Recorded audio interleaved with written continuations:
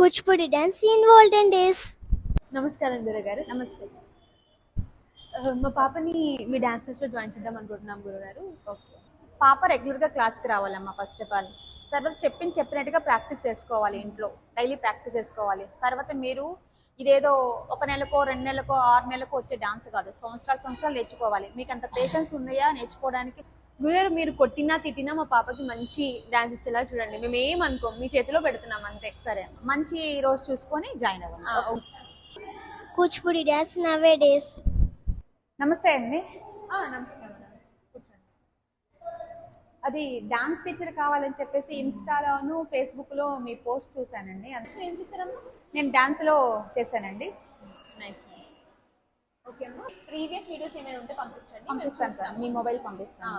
Previous teacher ఉంది, మా అమ్మాయిని ఏదో కోపడిందంట, బెంచ్ చేయమనిందంట. అవన్నీ చెప్పకూడదు. మా అమ్మాయి చాలా సెన్సిటివ్. అసలు తిట్టకూడదు, కొట్టకూడదు, నిదానంగా చెప్పాలి.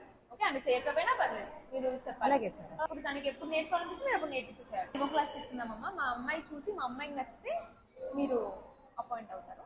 ఓకే సార్, ఎప్పుడు తీసుకోమంటారు సార్? రేపు ఓకేనా? రేపు రమ్మంటారు సార్. Thank you sir. నమస్తే.